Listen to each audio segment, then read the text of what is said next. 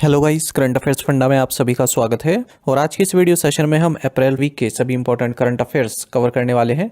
जो भी एस्पिरेंट्स हमारे डेली करंट अफेयर्स नहीं देख पाए हैं वो इस वीडियो के माध्यम से अपने सभी करंट अफेयर्स एक साथ कवर कर पाएंगे। Already first, second and third week के करंट अफेयर्स अपलोडेड हैं, उन्हें आप प्लेलिस्ट में जाकर देख सकते हैं। सेशन की शुरुआत करने से पहले आप सभी को बताना चाहूँगा, यदि आप हमारे daily current affairs PDF, weekly PDF, monthly PDF और हर महीने के banking and economic awareness PDF चाहते हैं तो करंट अफेयर्स फंडा का 1 मेंबरशिप प्लान आप ज्वाइन कर सकते हैं, जिसका लिंक आपको वीडियो के डिस्क्रिप्शन में या फिर फर्स्ट कमेंट में मिल जाएगा। आपको बता दें, इस 1 मेंबरशिप प्लान के तहत जितना भी हमारा पीडीएफ कंटेंट है वो हम आपको 1 साल तक के लिए प्रोवाइड कराते हैं, जिसे आप डाउनलोड कर सकते हैं, प्रिंट आउट भी निकलवा सकते हैं। इसके लिए चाहे तो आप करंट अफेयर्स फंडा ऐप को यूज़ कर सकते हैं या फिर अपने लैपटॉप या सिस्टम की मदद से वेब लॉगिन भी कर सकते हैं। कोई भी आपका एग्जाम हो, बैंकिंग, एसएससी, रेलवे या फिर स्टेट पीसीएस, जहाँ पर भी जनरल अवेयरनेस या करंट अफेयर्स पूछे जाते हैं, सभी एग्जाम्स के लिए हमारे पीडीएफ कंटेंट काफ़ी यूजफुल है। दूसरा कोर्स हमारा बैंकिंग अवेयरनेस का है। कंप्लीट बैंकिंग अवेयरनेस हमने आपको इसमें पढ़ाया है, न केवल आपके बैंकिंग मेंस एग्जाम बल्कि अगर आप बैंकिंग इंटरव्यू देते हैं वहाँ पर भी ये आपका इक्वली यूजफुल रहने वाला है। साथ ही साथ एसएससी, रेलवे, स्टेट पीसीएस जैसे एग्जाम्स में इंडियन इकोनॉमी के जो क्वेश्चंस आते हैं वो भी आप कर पाएंगे इस कोर्स को पढ़कर। इंश्योरेंस सेक्टर के जो एग्जाम्स होते हैं उनके लिए मटेरियल प्रोवाइड कराया गया है और 1 साल की वैलिडिटी है इन दोनों ही कोर्सेज की, 1 ईयर करंट अफेयर्स की और बैंकिंग अवेयरनेस की। करंट अफेयर्स फंडा ऐप पर आपको मिल जाएंगे दोनों कोर्सेज। डेमो वीडियो लेक्चर्स और डेमो पीडीएफ्स भी अवेलेबल हैं, उन्हें भी आप देख सकते हैं। ऐप का लिंक वीडियो के डिस्क्रिप्शन में या फिर फर्स्ट कमेंट में दे दिया गया है, वहाँ से आप ऐप इंस्टॉल कर सकते हैं और कोर्स बाय कर सकते हैं। फिर भी कोई डाउट अगर आपका रहता है तो हमारा कस्टमर केयर नंबर है 8448169188, इस पर आप कॉल कर सकते हैं या फिर व्हाट्सएप करके भी जानकारी प्राप्त कर सकते हैं। चलिए फिर करते हैं शुरुआत इस वीडियो सेशन की। Who will be the next prime minister of Hungary? Hungary के अगले प्रधानमंत्री कौन नियुक्त हुए? ऑप्शंस आपके सामने हैं। सही आंसर ऑप्शन बी है, पीटर मैक्यार। देखिए, हंगरी के जो अभी प्राइम मिनिस्टर हैं विक्टर ऑर्बन, तो इन्हें जो है हार मिली है जो पार्लियामेंट्री इलेक्शंस हुए हैं। 16 साल से ये पावर में थे और अब इनका जो रूल है वो एंड हो चुका है। अब पीटर मैक्यार ये तीसरा पार्टी के प्रेसिडेंट है और हंगरी के प्राइम मिनिस्टर अब ये होने वाले हैं। हंगरी की बात करें, कैपिटल बुडापेस्ट है, करेंसी यहाँ की फोरेंट है। इसी करेंसी और कैपिटल दोनों ही एग्जाम में पूछी जाती है, याद रखिएगा। Who won the Monte Carlo Masters by defeating Carlos Alcaraz? Carlos Alcaraz को हराकर मोंटे कार्लो मास्टर्स किसने जीता? ऑप्शंस आपके सामने हैं। सही आंसर ऑप्शन ए है, जेनिक सिनर। तो जेनिक सिनर ने कार्लोस एल्कराज को स्ट्रेट सेट्स में हराकर मोंटे कार्लो मास्टर्स जीत लिया है पहली बार और वर्ल्ड नंबर 1 रैंकिंग भी हासिल कर ली है। इससे पहले वर्ल्ड नंबर 1 रैंकिंग कार्लोस एल्कराज के पास थी। अच्छा, नोवाक जोकोविच और राफेल नडाल, इनके रिकॉर्ड को भी सिनर ने ज्वाइन कर लिया है और इकलौते तीसरे ऐसे प्लेयर बन गए हैं जिन्होंने 4 एक के बाद एक एटीपी 1000 टाइटल्स जीते हैं। Where was the tri service seminar Ran Samvad held? त्रिपक्षीय रण संवाद सेमिनार कहाँ आयोजित किया गया? ऑप्शंस आपके सामने है। सही आंसर ऑप्शन डी है, बेंगलुरु। तो ट्राई सर्विस सेमिनार रण संवाद ये एयरफोर्स ट्रेनिंग कमांड बेंगलुरु में आयोजित किया गया है और जो भी नया पैराडिग्म वारफेयर का इमर्ज हो रहा है, जैसे डिजिटल टेक्नोलॉजी को यूज़ किया जा रहा है और ड्रोन्स को यूज़ किया जा रहा है, तो उसी से लेकर यहाँ पर चर्चा हुई इस सेमिनार में और इसका थीम रहा multi domain operations and imperative for addressing conventional and irregular threats. The seminar provided comprehensive understanding of civil-military fusion in the context of multi-domain operations. The seminar served as a guiding reference for the Indian Defence Forces in developing a strategy to enhance operational preparedness and effectively address both conventional and irregular threats in a multi-domain environment. तो किस तरह से आप conventional और irregular threats को जो है address कर सकते हैं उसके बारे में यहाँ पर डिस्कशन हुआ है। वेयर वॉज द योगा महोत्सव 2026 हेल्ड? योगा महोत्सव 2026 का आयोजन कहाँ हुआ है? ऑप्शंस आपके सामने हैं। सही आंसर ऑप्शन डी है, छत्रपति श्री शिवाजी महाराज उद्यान, बुल्दाना।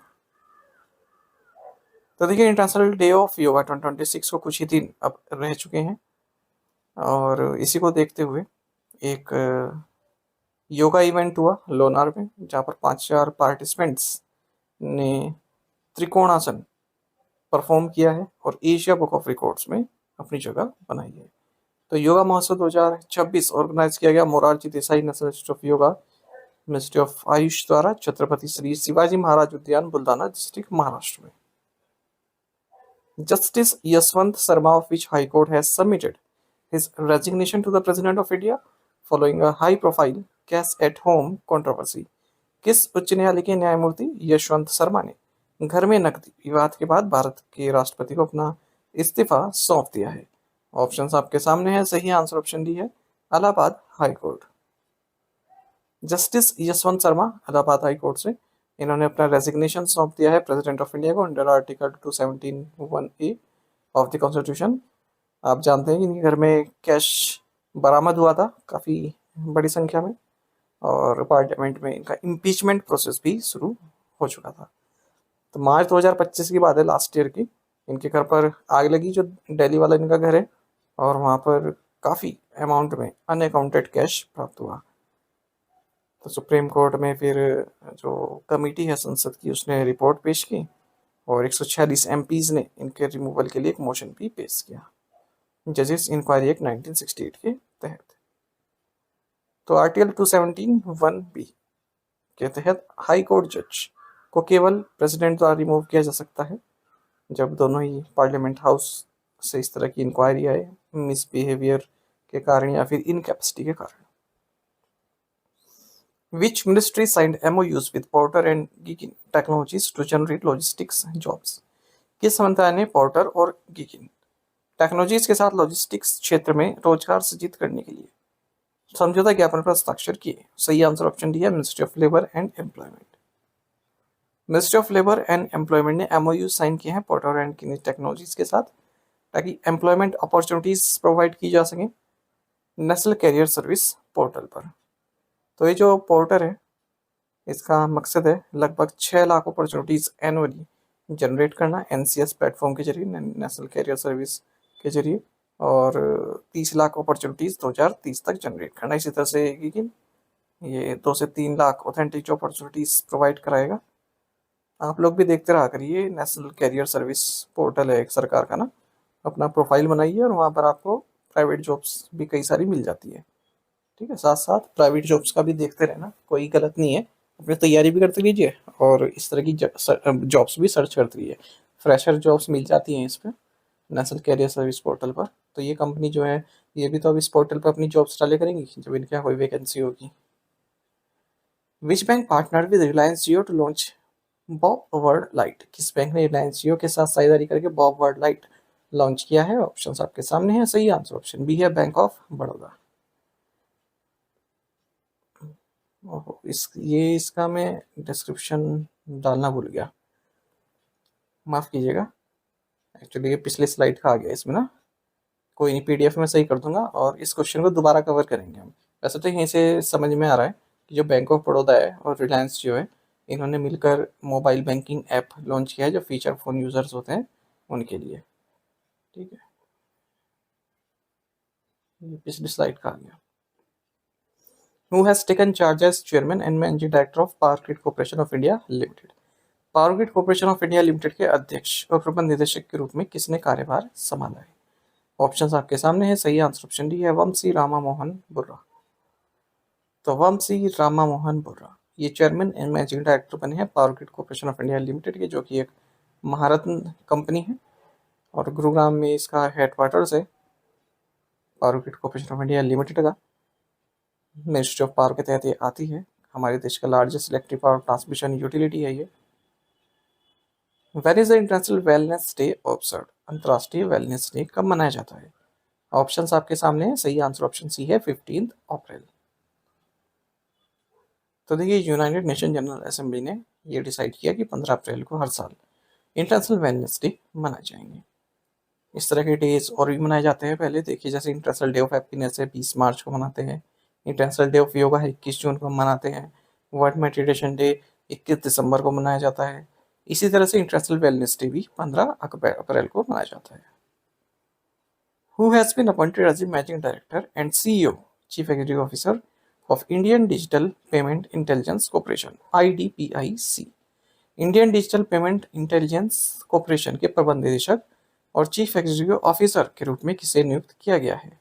ऑप्शंस आपके सामने है। सही आंसर ऑप्शन डी है, के सत्यनारायण राजू। तो Indian digital payment intelligence corporation यानी कि IDPIC, इन्होंने के सत्यनारायण राजू को managing director and chief executive officer appoint किया है।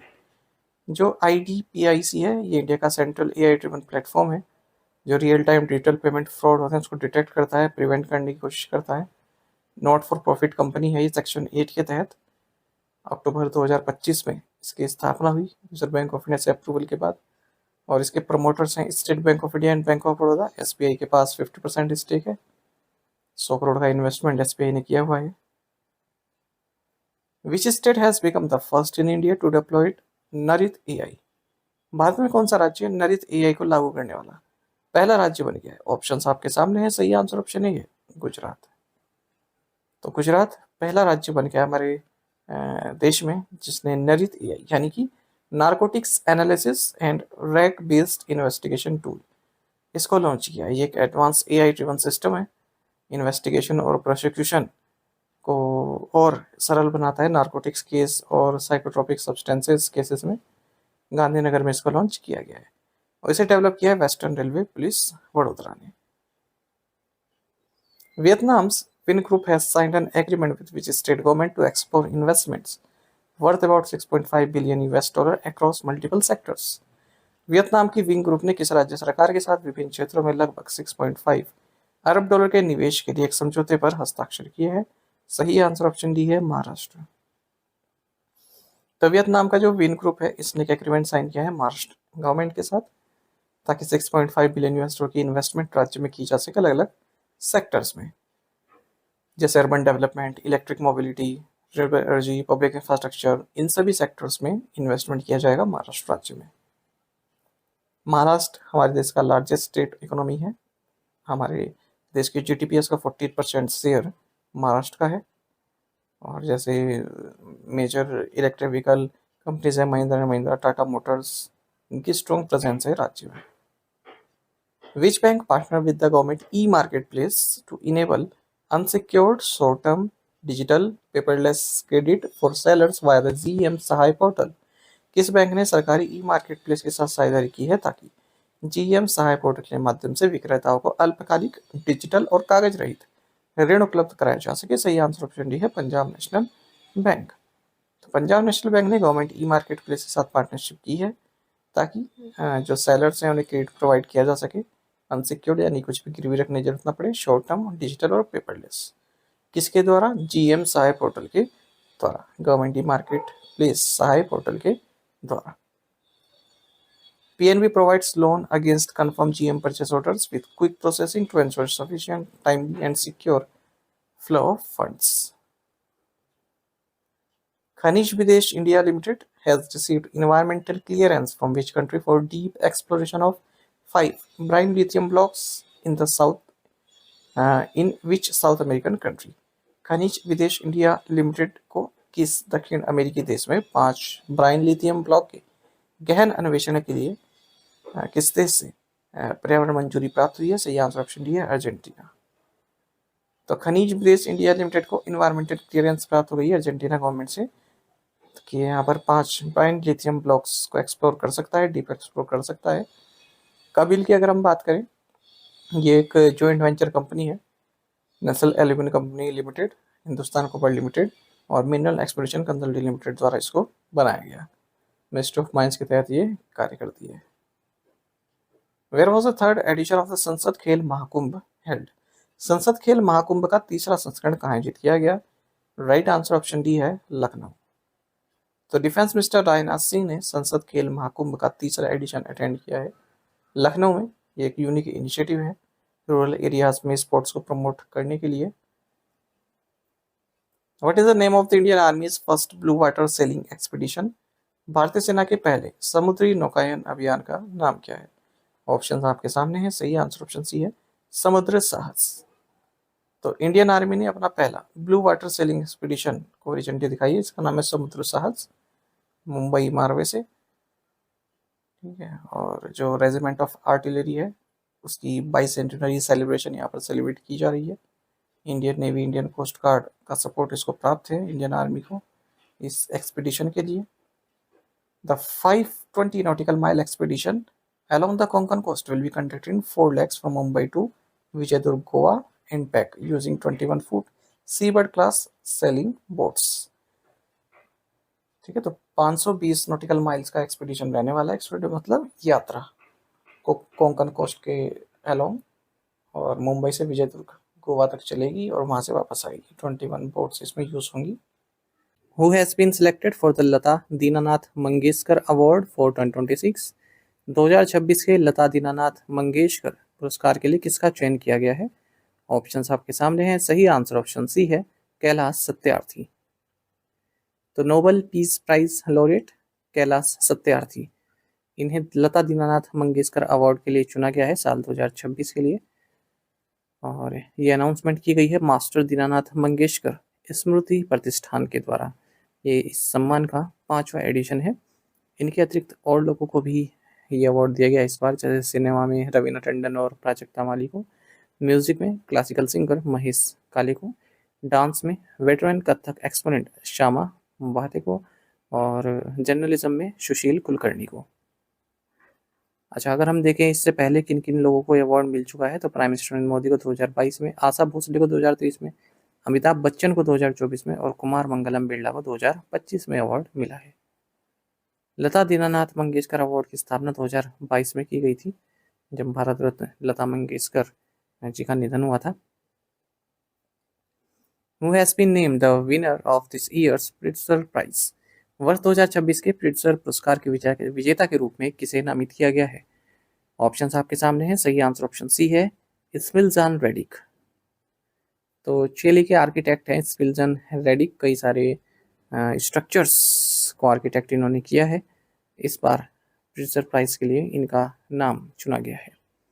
ये 5th लैटिन अमेरिकन आर्किटेक्ट बन गए हैं जो लैटिन अमेरिका से आते हैं, जिन्होंने ये अवार्ड जीता है।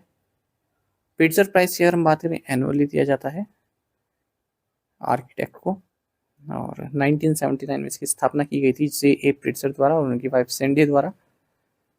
हयात फाउंडेशन इसको स्पॉन्सर करता है प्राइज को, और इसे नोबेल प्राइज ऑफ आर्किटेक्चर भी आप कह सकते हैं। $1,00,000 इसमें मॉनेटरी प्राइज मिलता है, एक ब्रॉन्ज मेडल मिलता है। अमेरिकन आर्किटेक्ट रहे फिलिप कॉर्टेलियो जॉनसन, ये पहले प्राप्त करता थे इस प्रिट्जर आर्किटेक्चर प्राइज के। Which ministry launch the 8th edition of Poshan Pakhwada 2026? पोषण पखवाड़ा 2026 के 8वें संस्करण का शुभारंभ किस मंत्रालय ने किया है? राइट आंसर ऑप्शन डी है, ministry of women and child development. इसी तरह से क्वेश्चन पूछा जाता है कि पोषण पखवाड़ा का आयोजन कौन सा मंत्रालय करता है?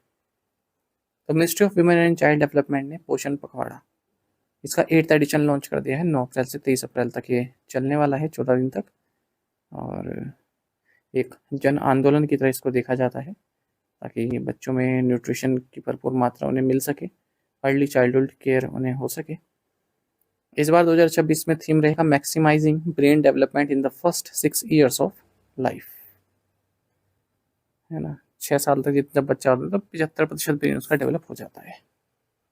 तो फर्स्ट 1000 days सबसे ज़्यादा क्रिटिकल होते हैं किसी भी बच्चे की फिजिकल ग्रोथ के लिए, मेंटल वेलबींग के लिए। अच्छा, पोषण अभियान को लॉन्च किया गया था 8 मार्च 2018 को। ये डायरेक्ट क्वेश्चन बन जाता है कि पोषण अभियान कब शुरू किया गया था, तो 8 मार्च 2018 को। What is the theme for world Parkinson's day 2026? विश्व पार्किंसंस दिवस 2026 का विषय क्या है? राइट आंसर ऑप्शन डी है, ब्रिज द केयर गैप। तो वर्ल्ड पार्किंसंस डे ये हर साल 11 अप्रैल को मनाया जाता है। जो पार्किंसन एक न्यूरोलॉजिकल कंडीशन है और लगभग 10 मिलियन पीपल इससे अफेक्टेड है ग्लोबली। 11 अप्रैल को इसलिए मनाया जाता है क्योंकि दिन बर्थडे होता है डॉक्टर जेम्स पार्किंसन का, जिन्होंने सबसे पहले इस कंडीशन को डिस्क्राइब किया 1817 में। 2026 में इस डे का थीम है bridge the care gap. Parkinson disease एक progressive incurable neuro degenerative disorder है जो कि आपकी मूवमेंट को अफेक्ट करती है। इसमें ट्रेमर्स फील होते हैं, स्टिफनेस होती है, स्लो मूवमेंट होता है, बैलेंस इशू होते हैं। Who was named the leading women's player 2025 by Wisden Cricketers Almanac? Wisden Cricketers Almanac द्वारा सर्वश्रेष्ठ महिला खिलाड़ी 2025 का खिताब किसे दिया गया है? राइट आंसर ऑप्शन सी है, दीप्ति शर्मा। तो ऑस्ट्रेलियन पेसर हैं मिचेल स्टार्क और Indian women's cricket team allrounder Deepti Sharma, इन दोनों को ही leading cricketers in the world नामित किया गया है विजडन क्रिकेटर्स एल्मनक द्वारा 2025 के लिए अपनी अपनी कैटेगरी में, यानी कि मिचेल स्टार्क मेल कैटेगरी में और दीप्ति शर्मा फीमेल कैटेगरी में leading cricketers in the world नामित हुए हैं। 163वां एडिशन है एल्मनक का। और शुभमन गिल, रविंद्र जडेजा, ऋषभ पंत और मोहम्मद सिराज, इन्हें विजडन्स 5 क्रिकेटर ऑफ द ईयर में नामित किया गया है। 5वें हैं हसीब हमीद, 4 इंडियन है, एक है हसीब हमीद, एकलौते इंग्लैंड प्लेयर हैं जिन्हें ये सम्मान मिला है इस साल। विजडन एल्मनक, ये आपका है विजडन क्रिकेटर्स एल्मनक, ये मोस्ट फेमस और ओल्डेस्ट क्रिकेट रेफरेंस बुक है वर्ल्ड में, बाइबल ऑफ क्रिकेट भी इसे बोलते हैं।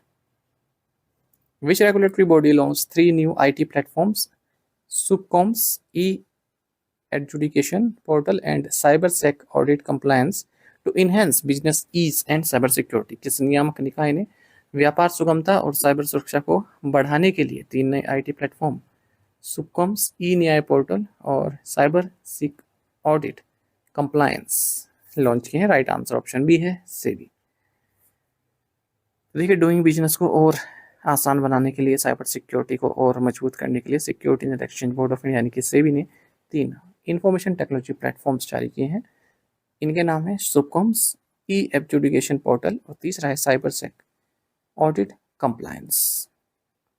बारी बारी से देखते हैं। पहला है सुपकॉम, एक सिंगल यूनिवर्सिटी प्लेटफॉर्म है कम्युनिकेशंस के लिए, और जो ट्रेडिशनल ईमेल इंटरेक्शन होता है सेबी के साथ उसको रिप्लेस करता है। तो इस पोर्टल के जरिए आप, इस प्लेटफॉर्म के जरिए आप सेबी से इंटरेक्ट कर सकते हैं बिना किसी ईमेल के। दूसरा है एडजुडिकेशन पोर्टल, ठीक है, तो इसमें जो भी क्वासी जुडिशियल प्रोसीडिंग्स हैं उनके बारे में आप जानकारी प्राप्त कर सकते हैं डिजिटली। तीसरा है सेक, एक AI इनेबल्ड प्लेटफॉर्म है, साइबर सिक्योरिटी को और मजबूत करता है, सेबी रेगुलेटर एंटिटीज का सुपरविजन बढ़ाता है, ठीक है, जो भी साइबर ऑडिट रिपोर्ट्स हैं, कंप्लायंस गैप है, रिस्क एरिया है, ये सभी। The platform enhances efficiency, reduces manual effort and support timely data-driven supervisory decisions. What is the estimated cost of the Delhi-Dehradun Expressway project? Delhi Dehradun expressway परियोजना की अनुमानित लागत कितनी है? राइट आंसर ऑप्शन सी है 12,000 करोड़ रुपए। प्राइम मिनिस्टर नरेंद्र मोदी ने 6 लेन वाला दिल्ली देहरादून एक्सप्रेसवे इनोग्रेट किया है। 12,000 करोड़ रुपए की लागत से बना है और दिल्ली और देहरादून के बीच में जो 5 से 6 घंटे लगते हैं उसे 2 से 2.5 घंटे में कवर करने वाला है। ये दिल्ली, उत्तर प्रदेश और सहारनपुर से होकर गुजरता है, और बागपत, बड़ौत, शामली और सहारनपुर, इन सिटीज से होकर गुजरता है। 4 धाम हाईवे को भी कनेक्ट करता है ये हरिद्वार में। 12 किलोमीटर लंबा इसमें एक रायजी नेशनल पार्क के अंदर से गुजरता हुआ एक एलिवेटेड कॉरिडोर भी है, जैसे फ्लाईओवर होता है उस तरह से, ताकि वाइल्ड लाइफ भी प्रोटेक्ट हो सके, उसके नीचे से जा सके आर पार। Which Indian payment system processed 228.5 billion transactions in 2025? किस भारतीय भुगतान प्रणाली ने 2025 में 228.5 बिलियन लेन देन संसाधित किए हैं? राइट आंसर ऑप्शन ए है यूपीआई। तो भारत का जो डिजिटल पेमेंट इकोसिस्टम है, इसमें काफ़ी उछाल देखने के मिला है, इम्प्रूवमेंट देखने को मिला है। अगर हम यूनिफाइड पेमेंट्स इंटरफेस यूपीआई की बात करें तो ये 228.5 बिलियन ट्रांजेक्शन्स हुए हैं, यानी कि कितने number of transaction, 228.5 billion transaction हुए 2025 में। ईयर ऑन ईयर 33% का इंक्रीज देखने को मिला, ऐसा वर्ल्ड लाइन ने अपनी रिपोर्ट में कहा है। India digital payments report year 2025 इन रिव्यू। अच्छा, 228.5 बिलियन तो ट्रांजेक्शन्स हुई हैं। अब इनकी वैल्यू कितनी रही? 299.74 ट्रिलियन रुपीस की इनकी वैल्यू रही है, ठीक है। जो एवरेज टिकट साइज है यूपीआई ट्रांजेक्शन का, वो डिक्लाइन देखने के लिए मिला है उसमें, यानी कि जो ग्रोइंग यूज़ है एवरीडे परचेज के लिए, वो यहाँ से पता चल सकता है। तो यूपीआई ATS यानी कि एवरेज टिकट साइज 9% पहुँच चुका है और 1314 रुपये इसकी वैल्यू है। Which two organisations launch the FIFA World Cup 2026 pixel credit card? FIFA विश्व कप 2026 पिक्सल क्रेडिट कार्ड को किन 2 संगठनों ने लॉन्च किया है? राइट आंसर ऑप्शन सी है visa and HDFC bank. Visa और HDFC बैंक ने FIFA World Cup 2026 pixel credit card launch किया है और एक nation wide spend and win campaign भी लॉन्च किया है। वीज़ा जो है ऑफिशियल ग्लोबल पार्टनर है फीफा का। The card, a variant of HDFC banks existing pixel play digital credit card, carries FIFA theme branding. तो जो ये कार्ड लॉन्च किया उसमें फीफा की ब्रांडिंग है। फीफा वर्ल्ड कप 2026 आप जानते हैं यूनाइटेड स्टेट्स, कनाडा और मैक्सिको में होने वाला है और पहली बार 48 टीम इसमें पार्टिसिपेट करने वाली है। अब तक का लार्जेस्ट एडिशन है इस टूर्नामेंट का। Which organization signed an MOU with the Indian Council for Cultural Relations to expand global reach of Indian cultural content? किस संगठन ने भारतीय सांस्कृतिक सामग्री की वैश्विक पहुंच बढ़ाने के लिए भारतीय सांस्कृतिक संबंध परिषद के साथ समझौता ज्ञापन पर हस्ताक्षर किए हैं? राइट आंसर ऑप्शन बी है दूरदर्शन। तो दूरदर्शन प्रसार भारती ने मेमोरेंडम ऑफ अंडरस्टैंडिंग साइन किया है Indian council for cultural relations के साथ, जो Doordarshan extensive television radio digital ecosystem है, ठीक है, उसके जरिए जो Indian council for cultural relations इनका जो कंटेंट है, ठीक है, वो लोगों तक पहुंच सके, उसके लिए MOU किया गया है। Which state government signed the MOU for the Indo Taiwan industrial park? Bharat Taiwan औद्योगिक पार्क के लिए समझौता ज्ञापन पर किस राज्य सरकार ने हस्ताक्षर किया? राइट आंसर ऑप्शन है गुजरात। तो गुजरात गवर्नमेंट ने मेमोरेंडम ऑफ अंडरस्टैंडिंग साइन किया है Taiwan based allegiance international corporation limited के साथ, ताकि इंडो ताइवान इंडस्ट्रियल पार्क को डेवलप किया जा सके सनन डोलेरा रीजन में। तो 1000 करोड़ तक की FDI यहाँ से मिलने वाली है ताइवानीज इंडस्ट्रीज से, ठीक, खास करके सेमीकंडक्टर इलेक्ट्रॉनिक्स मैन्युफैक्चरिंग सेक्टर में 12,000 डायरेक्ट जॉब्स अगले 5 साल में जनरेट होने की उम्मीद है। Who release the updated version of the constitution of India in the Sindhi language? भारतीय संविधान का अद्यतन संस्करण सिंधी भाषा में किसने जारी किया है? राइट आंसर ऑप्शन डी है CP राधाकृष्णन। तो वाइस प्रेसिडेंट CP राधाकृष्णन ने कॉन्स्टिट्यूशन ऑफ इंडिया का सिंधी लैंग्वेज में अपडेटेड वर्जन रिलीज किया है सिंधी भाषा दिवस के मौके पर। जो ये सिंधी में कॉन्स्टिट्यूशन है 2 स्क्रिप्ट में पब्लिश किया गया, एक तो देवनागरी स्क्रिप्ट में और पर्सियन स्क्रिप्ट में। तो 10 अप्रैल को हुआ है जिस दिन सिंधी भाषा दिवस मनाया गया है। देखिए हमारे कॉन्स्टिट्यूशन ऑफ इंडिया का जो 8 शेड्यूल उसमें 22 ऑफिशियल लैंग्वेज है, उनमें से एक सिंधी भी है। 21वां जो कॉन्स्टिट्यूशन अमेंडमेंट एक्ट 1967 है उसके द्वारा सिंधी को ऐड किया गया था। Which country topped the medal tally at the 2026 Asian Wrestling Championships? 2026 एशियाई कुश्ती चैंपियनशिप में किस देश ने पदक तालिका में शीर्ष स्थान हासिल किया है? राइट आंसर ऑप्शन ए है ईरान। तो 2026 एशियन रेसलिंग चैंपियनशिप 22वां एडिशन था एशियन रेसलिंग चैंपियनशिप का, बिश्केक किर्गिस्तान में हुआ है। ईरान ने मेडल टैली को टॉप किया है। भारत 5वें नंबर पर रहा है 17 मेडल्स के साथ, जिसमें 2 गोल्ड, 6 सिल्वर और 9 ब्रॉन्ज मेडल्स हैं। भारत की ओर से गोल्ड जीता है सुजीत कलकाल ने मेंस 65 kg कैटेगरी में और अभिमन्यु मंडवाल ने मेंस 70 kg कैटेगरी में। Who broke Shivnath Singh long standing 48-year-old Indian national marathon record at the Rotterdam marathon 2026? Rotterdam marathon 2026 में शिवनाथ सिंह के 48 साल पुराने भारतीय राष्ट्रीय मैराथन रिकॉर्ड को किसने तोड़ा है? सही आंसर ऑप्शन सी है सावन बरवाल। तो सावन बरवाल इन्होंने डेब्यू किया मैराथन में और आते ही शिवनाथ सिंह का जो 48 साल पुराना इंडियन नेशनल रिकॉर्ड था उसको तोड़ दिया है रोटरडैम मैराथन 2026 में। हालांकि बड़वाल जो है ये 20वें नंबर पर आई इस मैराथन में, लेकिन जो हमारा नेशनल रिकॉर्ड बना हुआ था जो शिवनाथ सिंह ने बनाया था उसे तोड़ दिया इन्होंने। तो इन्होंने मैराथन 2 घंटे 11 मिनट 58 सेकंड में पूरी की है, जबकि शिवनाथ सिंह ने 2 घंटे 12 मिनट में पूरी की थी जालंधर में 1978 में। Which agency released a report titled Universal Social Protection in Changing Labor Market, Protecting Workers in All Types of Employment? किस एजेंसी ने बदलते श्रम बाजारों में सार्वभौमिक सामाजिक सुरक्षा, सभी प्रकार के रोजगार में श्रमिकों की सुरक्षा शीर्षक से एक रिपोर्ट जारी की है? सही आंसर ऑप्शन है ILO। इंटरनेशनल लेबर ऑर्गेनाइजेशन ने एक रिपोर्ट जारी की है जिसका टाइटल है universal social protection in changing labour markets, protecting workers in all type of employment. उसमें सोशल प्रोटेक्शन सिस्टम की बात की गई है वर्कर्स के लिए जो अपनी जॉब में वल्नरेबिलिटी फील करते हैं। The report emphasizes the need to cover all workers, informal, temporary, part-time, self-employed, due to rising informality. Which country announced that its army will be led by a woman for the first time? किस देश ने घोषणा की है कि उसकी सेना का नेतृत्व पहली बार एक महिला करेगी? राइट आंसर ऑप्शन डी है ऑस्ट्रेलिया। तो ऑस्ट्रेलिया ने अनाउंस किया है कि इसकी आर्मी को पहली बार एक महिला लीड करने वाली है 125 सालों में, और इनका नाम है लेफ्टिनेंट जनरल सुसैन कोयल, और ये रिप्लेस करेंगे लेफ्टिनेंट जनरल साइमन स्टुअर्ट को जो जुलाई 2022 से इस पद पर है। ऑस्ट्रेलिया की बात करें कैपिटल कैनबरा है, प्राइम मिनिस्टर एंथनी एल्बनीज हैं। Which country hosted the first health working group meeting under BRICS इन 2026? 2026 में ब्रिक्स के तहत पहली स्वास्थ्य कार्य समूह बैठक की मेजबानी किस देश ने की? ऑप्शंस आपके सामने हैं। सही आंसर ऑप्शन ए है, इंडिया। तो union ministry of health and family welfare government of India ने first health working group meeting को होस्ट किया है ब्रिक्स फ्रेमवर्क के तहत 2026 में न्यू दिल्ली में। जो भी सीनियर हेल्थ ऑफिशियल्स हैं, टेक्निकल एक्सपर्ट्स हैं, डेलीगेट्स हैं ब्रिक्स मेंबर कंट्रीज से, उन सभी ने इसमें पार्टिसिपेट किया है। पब्लिक हेल्थ थीम रहा है इस मीटिंग का। ब्रिक्स मेंबर कंट्रीज मतलब Brazil, Russia, India, China, south Africa, ये ब्रिक्स हो गए, plus Egypt, Ethiopia, United Arab अमीरात और इंडोनेशिया, ये सभी ब्रिक्स कंट्रीज हैं। 2026 की जो चेयर है वो भारत के पास है ब्रिक्स की, यानी कि भारत अध्यक्ष है। और थीम है building for resilience, innovation, cooperation and sustainability. What is the total corpus of the Startup India Fund of Funds 2.0? The Startup India Fund of Funds 2.0 का कुल कोष कितना है? ऑप्शंस आपके सामने हैं। सही आंसर ऑप्शन सी है, 10,000 करोड़ रुपीस। देखिए, गवर्नमेंट ऑफ इंडिया ने startup India fund of funds 2.0 को नोटिफाई कर दिया है। टोटल कॉर्पस इसका 10,000 करोड़ का होने वाला है।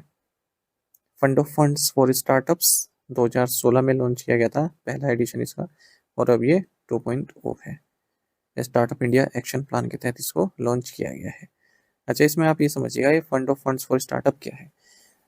देखिए, कई सारे स्टार्टअप्स होते हैं जिन्हें पैसा नहीं मिल पाता या इन्वेस्टमेंट नहीं मिल पाती है, तो सरकार उनके लिए इन्वेस्टमेंट की सुविधा दे रही है। तो सरकार डायरेक्ट उनको पैसा नहीं देगी स्टार्टअप्स को, बल्कि जो इन्वेस्टर्स होते हैं उन्हें पैसा देगी। वो इन्वेस्टर्स पूरा समीक्षा करेंगे कि कौन से स्टार्टअप को पैसे देने हैं, तब वो गवर्नमेंट के बिहाफ में उस स्टार्टअप में इन्वेस्ट करेंगे। आइए आपको बात समझें। मान लीजिए कोई इन्वेस्टर है, सरकार ने उसको 100 करोड़ रुपए दिए।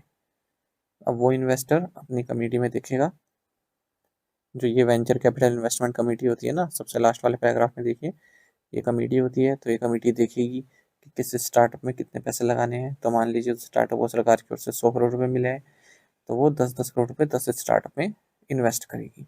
इस तरह से चलता है काम, ठीक है ना। अल्टरनेटिव इन्वेस्टमेंट फंड्स बोलते हैं, जो अलग अलग इन्वेस्टमेंट करते हैं। आई होप आप ये समझ गए होंगे। तो सरकार डायरेक्ट नहीं करेगी इन्वेस्ट, बल्कि इनके थ्रू इन्वेस्टमेंट किया जाएगा स्टार्टअप्स को, ताकि उन्हें फंड की कमी ना हो।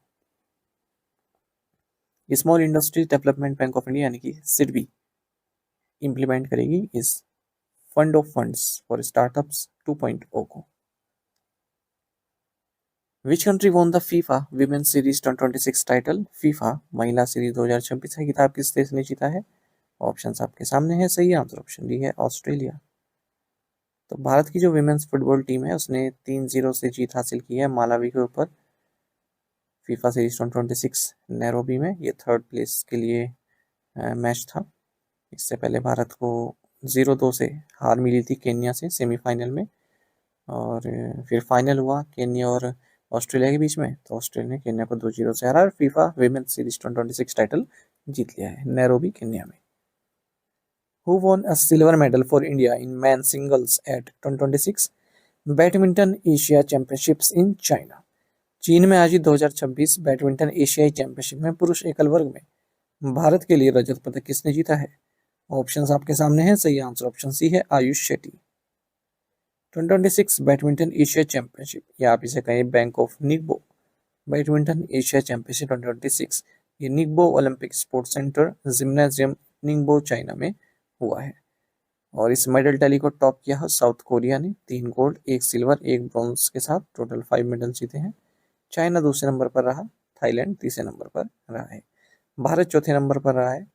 सिल्वर मेडल भारत को मिला मेन सिंगल्स में, जो वर्ल्ड नंबर 25 है भारत के आयुष शेट्टी, तो इन्होंने सिल्वर मेडल जीता है। तो फाइनल में ये पहुंच चुके थे। तो पहले इंडियन बने हैं जो फाइनल में पहुंचे हैं इस चैंपियनशिप के। केवल दिनेश खन्ना ही पहुंचे थे इससे पहले। मैन सिंगल्स टाइटल चाइना की शी यूकी ने जीता, इन्होंने ही हराया इन्हें आयुष शेट्टी को। और women singles title south Korea की एन सी यंग ने जीता है। What is the name of LIC's newly launched customer application? LIC द्वारा हाल ही में लॉन्च किए गए ग्राहक एप्लीकेशन का नाम क्या है? सही आंसर ऑप्शन है माई LIC। तो M नागराजू जो कि सेक्रेटरी हैं department of finance services ministry of finance के, इन्होंने नई LIC कस्टमर ऐप लॉन्च की है जिसका नाम है माई LIC। ठीक है। और मोबाइल ऐप भी लॉन्च किया है सेल्स इंटरमीडिएट्स के लिए, जिसका नाम है LIC सुपर सेल्स साथी। इस दौरान COMD आर दोराई भी मौजूद रहे। मैनेजिंग डायरेक्टर्स जो LIC के हैं दिनेश पंत, रत्नाकर पटनायक, आर चंद्र, ये भी मौजूद रहे मुंबई में। तो माई LIC ऐप जो भी पॉलिसी सर्विसिंग है, सपोर्ट क्लेम है, पेमेंट्स है, डॉक्यूमेंटेशन है, कस्टमर एंगेजमेंट है, उन सभी को एक ही जगह पर प्रोवाइड कराती है। और LIC का जो डाइव यानी कि digital innovation and value enhancement जो प्रोग्राम है उसके तहत ये दी जा रही है app. What is the name of Sikkim's first border village community radio station? Sikkim के पहले सीमावर्ती ग्राम सामुदायिक रेडियो स्टेशन का नाम क्या है? सही आंसर ऑप्शन डी है रेडियो सिक्किम सुंदरी। इंडियन आर्मी ने 88.4 FM रेडियो सिक्किम सुंदरी को स्टैब्लिश किया है सिक्किम के first border village community radio station के तौर पर। कहाँ पर? ईस्ट सिक्किम में, ताकि कम्युनिकेशन इंप्रूव हो सके। जो दूर दराज के हाई एल्टीट्यूड बॉर्डर एरियाज हैं वहाँ पर भी इंफॉर्मेशन जा सके। ठीक है, तो ये सिक्किम का पहला border village community radio station है। इसका नाम है 88.4 FM रेडियो सिक्किम सुंदरी। तो जो जियोग्राफिकल आइसोलेशन होता है, हार्श वेदर होता है, लिमिटेड मोबाइल इंटरनेट कनेक्टिविटी होता है, तो वो समस्या अब खत्म हो जाएगी। यहाँ से कोई भी इंफॉर्मेशन है इस रेडियो स्टेशन के जरिए पहुंचाई जा सकती है।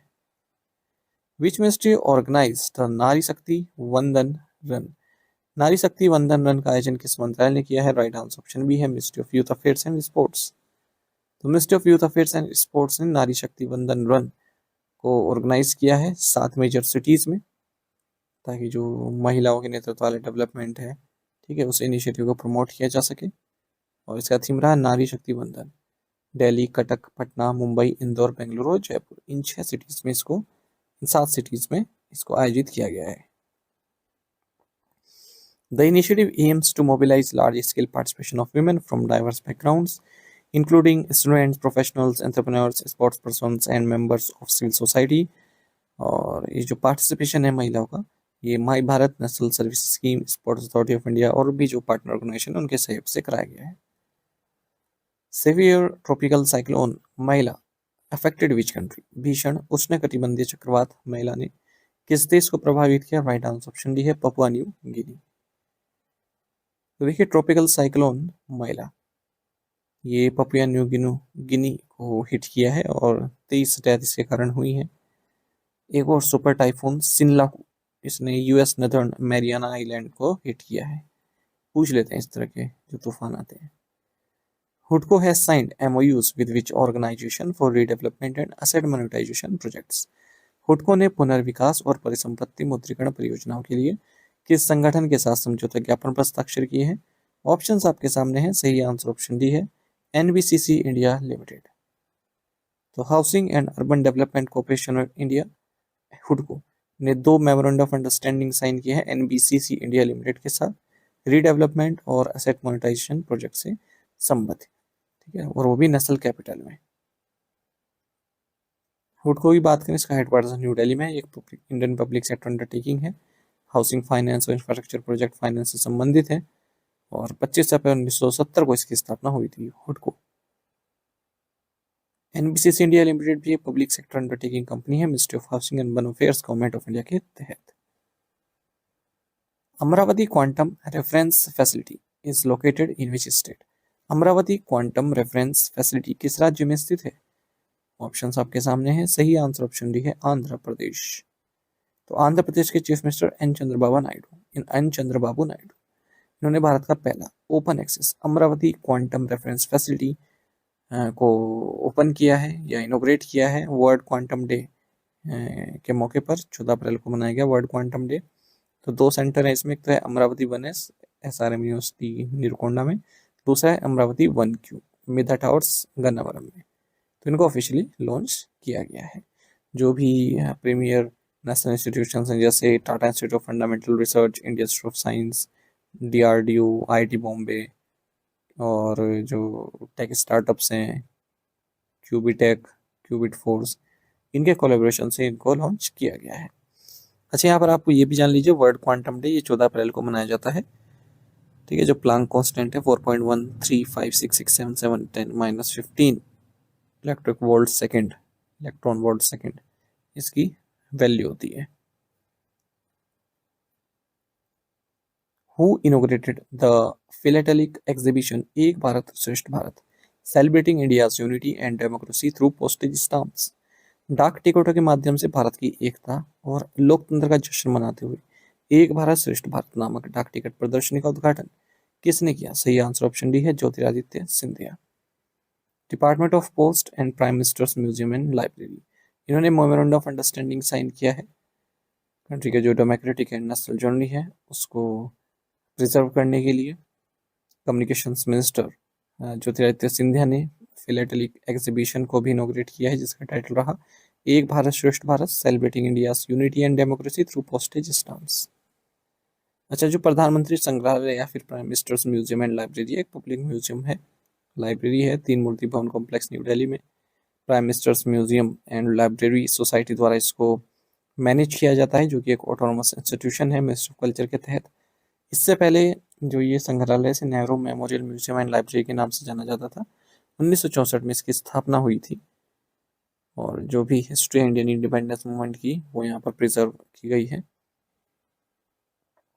Which company partnered with the Indian Air Force for the F404 IN-20 engine project? F404 IN-20 engine परियोजना के लिए भारतीय वायुसेना के साथ किस कंपनी ने साझेदारी की है? सही आंसर ऑप्शन सी है, GE एरोस्पेस। तो इंडियन एयरफोर्स और US based aircraft engine maker GE aerospace, इन्होंने एक कॉन्ट्रैक्ट साइन किया है ताकि in country depot facility establish की जाए F404 IN-20 इंजन के लिए, जो लाइट कॉम्पैक्ट एयरक्राफ्ट तेजस में लगते हैं ये engine. The facility will be on operated and maintained by the Indian air force with GE aerospace providing technical inputs, training, support staff and specialised equipment. ठीक है, तो जो ये जो पूरा फैसिलिटी है इसको ऑपरेट करेगा, मेंटेन करेगा इंडियन एयरफोर्स। बाकी जो इनपुट्स हैं, टेक्निकल इनपुट्स और ट्रेनिंग सपोर्ट स्टाफ, ये GE एरोस्पेस प्रोवाइड कराएगा। The Indian ocean conference 2026 was held in which city? Hind महासागर सम्मेलन 2026 किस शहर में आयोजित किया गया? राइट आंसर ऑप्शन डी है, पोर्ट लुइस। तो 9th इंडियन ओशन कॉन्फ्रेंस ये पोर्ट लुइस मॉरिशस में हुआ है। इसका थीम रहा collective stewardship for Indian ocean governance. इसको ऑर्गेनाइज किया गया इंडिया फाउंडेशन और गवर्नमेंट ऑफ मॉरिशस के द्वारा। 25 से ज़्यादा कंट्रीज के लीडर्स ने इसमें पार्टिसिपेट किया है। What is India's revised GDP growth forecast for financial 27 according to IMF? IMF के अनुसार वित्त वर्ष 2027 के लिए भारत की संशोधित GDP वृद्धि दर का पूर्वानुमान क्या है? राइट आंसर ऑप्शन डी है, 6.5%। तो इंटरनेशनल मॉनेटरी फंड ने इंडिया की जो GDP ग्रोथ फोरकास्ट है फाइनेंशियल 27 के लिए वो 6.5% की है, 6.4% से बढ़ाकर।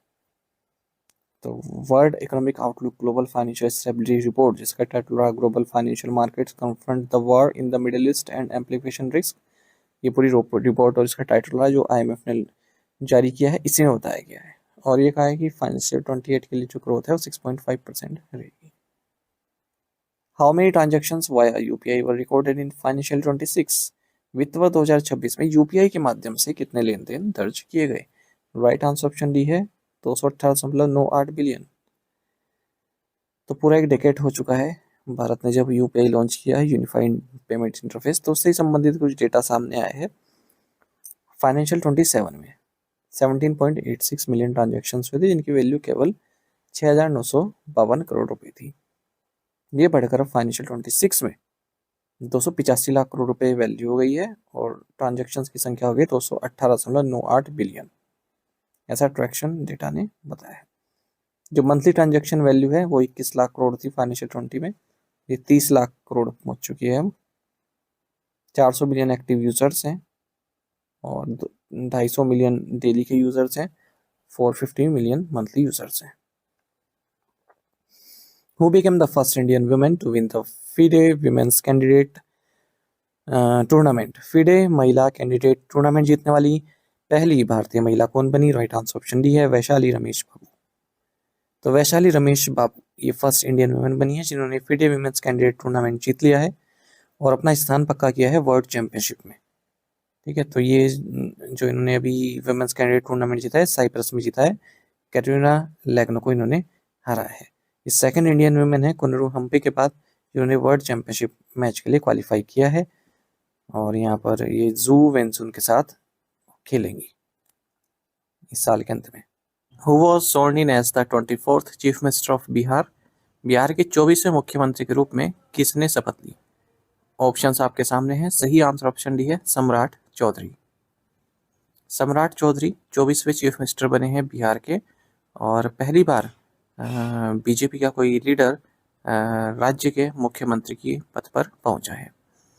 इनको शपथ दिलाई गई है गवर्नर सैयद अता हसनैन द्वारा लोक भवन पटना में, और इस दौरान नीतीश कुमार भी मौजूद रहे जो इनसे पहले चीफ मिनिस्टर थे, और अब ये राज्यसभा जा चुके हैं इस्तीफा देकर। विजेंद्र प्रसाद यादव और विजय कुमार चौधरी, इन दोनों को ही डिप्टी चीफ मिनिस्टर्स नियुक्त किया गया है। अब बीजेपी के किन किन राज्यों में चीफ मिनिस्टर है ऐसा भी एग्जाम में आ जाता है। उत्तर प्रदेश, मध्य प्रदेश, महाराष्ट्र, छत्तीसगढ़, राजस्थान, उत्तराखंड, हरियाणा, दिल्ली, आसाम, गोवा, गुजरात, मणिपुर, उड़ीसा, त्रिपुरा, अरुणाचल प्रदेश और अब बिहार में। Which country became India's largest trading partner in 2025-26? 2025-26 में कौन सा देश भारत का सबसे बड़ा व्यापारिक साझेदार बन गया है? ऑप्शंस आपके सामने हैं। सही आंसर ऑप्शन सी है, चाइना।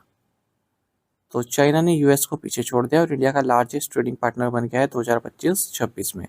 दोनों ही देशों के बीच में जो बायलैटरल ट्रेड है वो 151.1 बिलियन यूएस डॉलर पहुंच चुका है, और जो हमारा ट्रेड डेफिसिट है बीजिंग के साथ ये और बढ़ गया है, 112.16 बिलियन यूएस डॉलर का हो चुका है। यानी कि हम चाइना से इंपोर्ट ज़्यादा करते हैं, एक्सपोर्ट इतना नहीं करते हैं जितना हम इंपोर्ट करते हैं, उसको बोलते हैं ट्रेड डेफिसिट।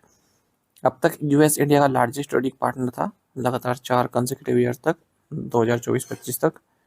भारत का जो एक्सपोर्ट है चाइना में वो 36.66% बढ़ा है और 19.47 बिलियन यूएस डॉलर रहा है लास्ट फिस्कल ईयर में, जबकि इंपोर्ट 16% बढ़ा है और 131.63 बिलियन यूएस डॉलर रहा है। तो देखिए हमारा जो एक्सपोर्ट है तो केवल 19.47 बिलियन यूएस डॉलर है, और जबकि जो हमारा इंपोर्ट है चाइना से 131.63 बिलियन यूएस डॉलर का है। तो इसे बोलते हैं ट्रेड डेफिसिट। कितनी की है? 112.6 बिलियन यूएस डॉलर की 2025-26 में। तो ये बड़ी है ट्रेड डेफिसिट, जबकि 24-25 में 99.2 बिलियन यूएस डॉलर की थी। अच्छा, ऐसा नहीं है कि पहली बार चाइना भारत का लार्जेस्ट ट्रेडिंग पार्टनर रहा, इससे पहले भी 2013-14 में 2013-14 से 17-18 तक भी रहा, फिर 2020-21 में भी रहा है। चाइना से पहले यूएई हमारा लार्जेस्ट ट्रेडिंग पार्टनर हुआ करता था, और यूएस 2021-22 से अब तक हमारा सबसे बड़ा ट्रेडिंग पार्टनर हुआ करता था। India is currently ranked eight which position globally in patent filings? Patent दाखिल करने के मामले में भारत वर्तमान में वैश्विक स्तर पर किस स्थान पर है? ऑप्शंस आपके सामने हैं। सही आंसर ऑप्शन सी है, 6th। तो पेटेंट एप्लीकेशंस को अगर हम फाइल करने में देखें भारत का स्थान, तो भारत की ओर से जो पेटेंट फाइल किए गए हैं उसमें बढ़ोतरी देखने को मिली है 30.2% की, और 2025-26 में ये 1,43,729 हो गए। इतने पेटेंट फाइल किए गए हैं, जबकि इससे पहले फिजिकल में 1,10,375 पेटेंट फाइल हुए थे। भारत फिलहाल वर्ल्ड का 6th लार्जेस्ट पेटेंट फाइलर है, और अगर हम पेटेंट फाइल की बात करें पूरे वर्ल्ड में चाइना सबसे ज़्यादा पेटेंट फाइल करता है। भारत में तमिलनाडु, कर्नाटक, महाराष्ट्र ये कुछ अग्रणी राज्य हैं जहाँ से पेटेंट फाइल किए जाते हैं। पेटेंट क्या है? एक एक्सक्लूसिव लीगल राइट आपको गवर्नमेंट द्वारा दिया जाता है, कोई आपने इन्वेंशन की हो, ठीक है, ताकि दूसरा उसको आपसे कॉपी ना कर सके, ठीक है, और उसको कॉपी करके सेल ना कर सके, अपना नाम ना उसको दे सके, और 20 साल तक के लिए दी जाती है पेटेंट फाइलिंग, फिर से रिन्यू हो जाता है। India's first chip fabrication plant will be set up by which company? Bharat का पहला चिप निर्माण संयंत्र किस कंपनी द्वारा स्थापित किया जाएगा? ऑप्शंस आपके सामने हैं। सही आंसर ऑप्शन डी है, Tata semiconductor manufacturing private limited. तो देखिए गवर्नमेंट ऑफ इंडिया ने भारत का पहला जो चिप फैब्रिकेशन प्लांट है उसको नोटिफाई कर दिया है। ये एक स्पेशल इकोनॉमिक जोन होने वाला है जिसे Tata semiconductor manufacturing private limited द्वारा सेटअप किया जाएगा इलेक्ट्रॉनिक हार्डवेयर और सॉफ्टवेयर के लिए, खास करके ITES। कहाँ? ढोलेरा, गुजरात में। जो भी इलेक्ट्रॉनिक हार्डवेयर है, सॉफ्टवेयर है, IT इनेबल्ड सर्विसेज हैं, ठीक है, उन सभी को सपोर्ट यहाँ से प्राप्त होगा इस स्पेशल इकोनॉमिक जोन में। स्पेशल इकोनॉमिक जोन क्या होता है? एक ड्यूटी फ्री इनक्लेव होता है। आप इसको एक foreign territory for trade duties tariffs की तरह ट्रीट कर सकते हैं। एक्सपोर्ट को बूस्ट करने के लिए, इन्वेस्टमेंट को अट्रैक्ट करने के लिए, एम्प्लॉयमेंट बढ़ाने के लिए वर्ल्ड का इंफ्रास्ट्रक्चर यहाँ पर होता है, सिंप्लीफाइड प्रोसीजर्स, टैक्स इंसेंटिव्स दिए जाते हैं बिजनेसेस को, ठीक है। टैक्स बेनिफिट कई सारे तरह के दिए जाते हैं, जैसे कस्टम ड्यूटी से भी एग्जैम्प्ट कर दिया जाता है, तो पूरा जोन बन जाता है इस तरह का। वहाँ पर फिर जो चिप से संबंधित कंपनियां वो काम करती हैं। Siachen day April 13 commemorates the anniversary of, Siachen दिवस 13 अप्रैल निम्नलिखित की वर्षगांठ के उपलक्ष्य में मनाया जाता है। राइट आंसर ऑप्शन डी है ऑपरेशन मेघदूत। तो 13 अप्रैल 2026 को इंडियन आर्म फोर्सेस ने 42वां सियाचिन डे मनाया है, क्योंकि 42वीं एनिवर्सरी थी ऑपरेशन मेघदूत की। 1984 में हुआ था ऑपरेशन मेघदूत। जो हमारे सोल्जर्स हैं उनकी जो बहादुरी है, जिन्होंने सियाचिन ग्लेशियर को होल्ड करके रखा, वर्ल्ड का हाईएस्ट बैटलफील्ड है ये, -40 डिग्री सेंटीग्रेड पर या सेल्सियस पर। ऑपरेशन मेघदूत को इसी दिन 13 अप्रैल 1984 को लॉन्च किया गया था, जब इंडियन आर्मी और इंडियन एयरफोर्स ने सियाचिन ग्लेशियर को सिक्योर किया, ठीक है, जो पाकिस्तान की ओर से उसे कब्जाने की कोशिश की जा रही थी। अच्छा, सियाचिन की बात करें, ये 20,000 फीट पर स्थित है काराकोरम रेंज में, और लॉन्गेस्ट ग्लेशियर है इस रेंज में, हाईएस्ट मिलिटराइज जोन है ग्लोबली। सल्तोरो रिज भी इसी का पार्ट है। Which company partner with Carlos Alcaraz as its global brand ambassador, किस कंपनी ने कार्लोस एल्क्राज को अपना ग्लोबल ब्रांड एम्बेसडर बनाया है? राइट आंसर ऑप्शन डी है इन्फोसिस। तो इन्फोसिस ने अनाउंस की है एक मल्टी ईयर पार्टनरशिप कार्लोस एल्क्राज के साथ, ठीक है। टेनिस प्लेयर हैं और ग्लोबल ब्रांड एम्बेसडर बन चुके हैं इन्फोसिस के ये। तो एल्क्राज और इनकी कोचिंग टीम इन्फोसिस टोपास, जो कि एक एआई टूल है, इसको यूज़ करेंगे अब आगे की जो भी टेक्नोलॉजीज के लिए, एआई बेस्ड मैच एनालिटिक्स के लिए इन्फोसिस टोपास को यूज़ किया जाएगा। Union minister for Ayush Pratap Rao Jadhav inaugurated चिंतन शिविर 2026 इन विच सिटी, केंद्रीय आयुष मंत्री प्रताप राव जाधव ने किस शहर में चिंतन शिविर 2026 में भाग लिया है? राइट आंसर ऑप्शन डी है न्यू दिल्ली। तो प्रताप राव जाधव जो minister of state independent, ministry of Ayush और minister of state for health and family welfare है, इन्होंने चिंतन शिविर 2026 में पार्टिसिपेट किया है न्यू दिल्ली में। तो 2 दिन का ये इवेंट रहा है। कई तरह की आयुष डोमेन से संबंधित जो भी की पॉलिसीज हैं उन पर चर्चाएं हुई हैं। To combat money laundering and financial crimes, the PFRDA and SEBI has signed MOU with which agency, money laundering और वित्तीय अपराधों से निपटने के लिए PFRDA और सेबी ने किस एजेंसी के साथ समझौता ज्ञापन पर हस्ताक्षर किए? राइट आंसर ऑप्शन सी है FIU इंड। तो देखिए, फाइनेंशियल इंटेलिजेंस यूनिट इंडिया और pension fund regulatory and development authority, इन दोनों ने ही मेमोरेंडम ऑफ अंडरस्टैंडिंग पर साइन किए हैं इंफॉर्मेशन शेयरिंग और कोऑर्डिनेशन को इन्हेंस करने में आपस में, ताकि मनी लॉन्ड्रिंग जैसे फाइनेंशियल क्राइम्स से जो है निपटा जा सके। Same MOU financial intelligence unit India के साथ securities and exchange board of India ने भी किया है, सेबी ने भी किया है। डायरेक्टर FIU इंड के हैं Amit Mohan Govil. Which organization signed an agreement with Casey Aviation Private Limited for the project titled Boost Electric Jump Takeoff? किस संगठन ने boost electric jump take off नामक परियोजना के लिए केसी एविएशन के साथ समझौते पर हस्ताक्षर किए? राइट आंसर ऑप्शन डी है technology development board. Technology development board जो कि department of science and technology के तहत आता है, इन्होंने एक एग्रीमेंट साइन किया है कैसी एविएशन प्राइवेट लिमिटेड के साथ एक प्रोजेक्ट के लिए, जिसका टाइटल है boost electric jump take off. तो advance hybrid propulsion based JTO system को डेवलप किया जाएगा इस प्रोजेक्ट के तहत। जो अनमैन्ड और लाइट एयरक्राफ्ट प्लेटफॉर्म्स हैं उनकी ऑपरेशनल कैपेबिलिटीज इनहेंस होगी इससे। Who became Asia's richest individual according to the Bloomberg billionaires index, Bloomberg billionaires index के अनुसार एशिया के सबसे धनी व्यक्ति कौन बने? राइट आंसर ऑप्शन सी है गौतम अडानी। तो गौतम अडानी ने मुकेश अंबानी को पीछे छोड़ दिया और एशिया के रिचेस्ट इंडिविजुअल बन गए हैं। तो ब्लूमबर्ग बिलियनियर्स इंडेक्स का जो लेटेस्ट डेटा है उसके अनुसार गौतम अडानी की जो नेटवर्थ है 92.6 बिलियन US$ हो चुकी है और वर्ल्ड में 19th पोजीशन पर है। अगर हम रिचेस्ट की बात करें, मुकेश अंबानी की नेटवर्थ 90.8 बिलियन US$ है और ये 20वें नंबर पर है वर्ल्ड में।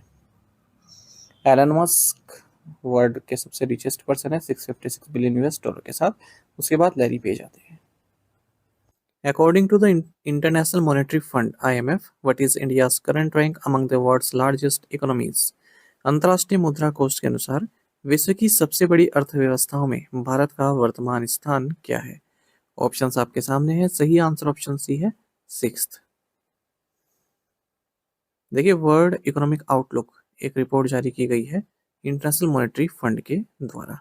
इसमें बताया गया है कि अगर हम पूरे विश्व में लार्जेस्ट इकोनॉमीज की बात करें तो भारत 2 पायदान नीचे खिसक गया है और सिक्स्थ लार्जेस्ट इकोनॉमी भारत अब बन गया है।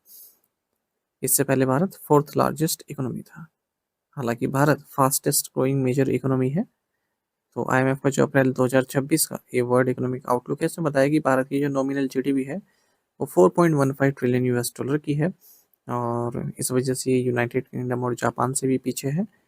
यूनाइटेड स्टेट्स वर्ल्ड की लार्जेस्ट इकोनॉमी है 32.38 ट्रिलियन यूएस डॉलर के साथ। उसके बाद चाइना है दूसरे नंबर पर, फिर जर्मनी है तीसरे पर, चौथे पर यूनाइटेड किंगडम, पांचवें पर जापान और छठे पर अब भारत है। इससे पहले भारत फोर्थ लार्जेस्ट इकोनॉमी हुआ करता था, लेकिन अब यूनाइटेड किंगडम और जापान ने भारत को ओवरटेक कर लिया है। भारत के बाद फ्रांस आता है, इटली, रशिया, ब्राजील, ये सभी भारत के बाद आते हैं ग्लोबल रैंकिंग्स में। आईएमएफ ने कहा है कि इंडियन इकोनॉमी 2026 में 6.5% से ग्रो करेगी। Where was the world border security congress 2026 held? विश्व सीमा सुरक्षा कांग्रेस 2026 का आयोजन कहाँ हुआ? ऑप्शंस आपके सामने है। सही आंसर ऑप्शन सी है, Vienna, Austria. World border security congress 2026 ये वियना, ऑस्ट्रिया में हुआ है और भारत की ओर से 3 सदस्य वाला दल गया था यहाँ पर, जिसकी अगुवाई additional director general Anand Prakash Badora द्वारा की गई और भारत की जो बेस्ट प्रैक्टिसेस हैं मैरीटाइम बाउंड्रीज को सेफ गार्ड करने के लिए, उन सभी के बारे में यहाँ पर बताया गया। जो वर्ल्ड बॉर्डर सिक्योरिटी कांग्रेस है, इसकी स्थापना साल 2012 में की गई थी। जो भी सीनियर गवर्नमेंट ऑफिशियल्स हैं, सिक्योरिटी एक्सपर्ट्स हैं, इंडस्ट्री लीडर्स हैं, वो सब यहाँ पर चर्चा करते हैं बेस्ट प्रैक्टिसेस क्या होनी चाहिए बॉर्डर मैनेजमेंट को लेकर, इंटरनेशनल कोऑपरेशन को लेकर। Which Indian actor is featured in the time 100 most influential people list for 2026? Time magazine की 2026 की 100 सबसे प्रभावशाली लोगों की सूची में किस भारतीय अभिनेता का नाम शामिल है? ऑप्शंस आपके सामने है। सही आंसर ऑप्शन सी है, रणबीर कपूर। तो रणबीर कपूर इकलौते भारतीय अभिनेता हैं जिन्हें time 100 most influential people list for 2026 में जगह मिली है। इनके इनके अतिरिक्त गूगल सीईओ सुंदर पिचाई और chef Vikas Khanna, YouTube chief Neel Mohan, New York city mayor Zohran Mamdani, ये भी इस लिस्ट में शामिल हैं। तो ये जो time 100 most influential people of 2026 है, इसमें global pioneers, leaders, artist, innovators, icons ये सभी होते हैं। जैसे यूएस प्रेसिडेंट डोनाल्ड ट्रम्प भी हैं, पॉप लियो भी हैं, है ना, 14वें, और US secretary of state Marco Rubio है, prime minister of Canada Mark Carney है, चाइनीज प्रेसिडेंट शी जिनपिंग है, Israeli prime minister Benjamin Netanyahu है, commander of the 2026 army second Reid Wiseman भी है। Which company announce the acquisition of Globalstar? किस company ने Globalstar के अधिग्रहण की घोषणा की है? ऑप्शंस आपके सामने है। सही आंसर ऑप्शन सी है, अमेजोन। तो अमेजोन ने 11.57 बिलियन यूएस की एक डील की है, जिसके तहत ये US telecom satellite group global star को बाय करेगा और जो इसका अपना स्पेस बेस्ड इंटरनेट नेटवर्क है उसको एक्सपेंड करेगा, जैसे एलन मस्क का स्टारलिंक है। और जो अमेजोन का डायरेक्ट टू डिवाइस सर्विसेज है, इसको भी ये बूस्ट करेगा लो अर्थ ऑर्बिट सैटेलाइट नेटवर्क में। Who became the world number 1 wrestler in 65 kg category as per the latest updated rankings of the United World Wrestling? United world wrestling की नवीनतम ranking के अनुसार 65 किलोग्राम वर्ग में विश्व के नंबर 1 पहलवान कौन बने? सही आंसर ऑप्शन है, सुजीत कलकल। तो हाल ही में एशियन चैंपियन बने मेंस फ्रीस्टाइल 65 केजी कैटेगरी में इंडियन रेसलर सुजीत कलकल, ये वर्ल्ड के नंबर 1 रेसलर बन गए हैं। हाल ही में जो यूनाइटेड वर्ल्ड रेसलिंग की अपडेटेड रैंकिंग्स आई है उसमें। Which organization launched the anthology Divya Bharat, A Window to the Soul of India? किस संगठन ने दिव्य भारत, भारत की आत्मा की एक झलक नामक संकलन का शुभारंभ किया है? राइट आंसर ऑप्शन बी है, नीति आयोग। तो नीति आयोग ने एक एंथोलॉजी लॉन्च की जिसका टाइटल है Divya Bharat, A Window to the Soul of India। तो इंडिया का जो टूरिज्म लैंडस्केप है उसके बारे में यहाँ पर जानकारी दी गई है। इस एंथोलॉजी को रिलीज किया गया सुमन बेरी जो कि वाइस चेयरमैन है नीति आयोग के, और निधि चिब्बर जो कि सीईओ है नीति आयोग की। तो न केवल ये एक गाइड है ट्रेवलर्स के लिए, बल्कि एक इनिशिएटिव भी है टूरिज्म को प्रमोट करने के लिए। भारत का जो टूरिज्म है, हर एक सीजन में, हर एक रीजन में popular destinations, lesser known attractions, local economies, ये सब बताया गया है। Who has been awarded the WWF National Award for developing an AI-powered plant identification app? AI संचालित पौध पहचान ऐप विकसित करने के लिए WWF राष्ट्रीय पुरस्कार से किसे सम्मानित किया गया? राइट आंसर ऑप्शन सी है, एन अलीम यूसुफ। तो एक बॉटनी रिसर्चर हैं जिन्होंने AI पावर्ड मोबाइल एप्लीकेशन बनाया है ताकि इन्वेजिव प्लांट स्पीसीज को आइडेंटिफाई किया जा सके केरल में। और इस प्रोजेक्ट को WWF यानी कि world wide fund for nature national award भी दिया गया है। ये app 100 different invasive plant species को आइडेंटिफाई कर सकती है जिन्हें केरल में रिकॉर्ड किया गया है। एन अलीम यूसुफ इन बॉटनी रिसर्चर का नाम है। ये Malabar botanical garden institute of plant sciences Kozhikode से आते हैं। तो इन्हें मिला है WWF national award. Who has been appointed as the brand ambassador for Odisha? Odisha के ब्रांड एम्बेसडर के रूप में किसे नियुक्त किया गया? राइट आंसर ऑप्शन सी है, रणवीर बरार। तो जाने माने शेफ, ऑथर और culinary storyteller Ranbir Brar, इन्हें ब्रांड एम्बेसडर नियुक्त किया है उड़ीसा का। तो storytelling, culinary experience, global showcases, ठीक है, इन सबसे संबंधित अवेयरनेस यहाँ पर देंगे। उड़ीसा का जो रिच फूड ट्रेडिशन है उसके बारे में बताएंगे। The highest number of startups recognized in a single year since the launch of the Startup India initiative was recorded in which financial year? Startup India पहल के शुभारंभ के बाद से एक वर्ष में मान्यता प्राप्त स्टार्टअप्स की उच्चतम संख्या किस वित्तीय वर्ष में दर्ज की गई? राइट आंसर ऑप्शन डी है, फाइनेंशियल 2025-26। गवर्नमेंट ने 55,200 से अधिक स्टार्टअप्स को रिकॉग्नाइज किया है फाइनेंशियल 2025-26 में। ये हाईएस्ट नंबर है अब तक जो स्टार्टअप्स को रिकॉग्नाइज किया गया है किसी सिंगल ईयर में, जब से स्टार्टअप इंडिया इनिशिएटिव लॉन्च किया गया 16 जनवरी 2016 से, उस टाइम के बाद से। तो अब जो नंबर ऑफ रिकॉग्नाइज स्टार्टअप्स हैं भारत में 2.23 लाख से ज़्यादा हो चुके हैं 31 मार्च 2026 तक, और 23.36 लाख डायरेक्ट जॉब्स दिए हैं। सबसे ज़्यादा जो स्टार्टअप्स हैं वो महाराष्ट्र, कर्नाटक, उत्तर प्रदेश, दिल्ली, गुजरात में है। स्टार्टअप्स के लिए कई तरह की स्कीम्स हैं, जैसे fund of funds for startups है, startup India seed fund scheme है, credit guarantee scheme for startups है।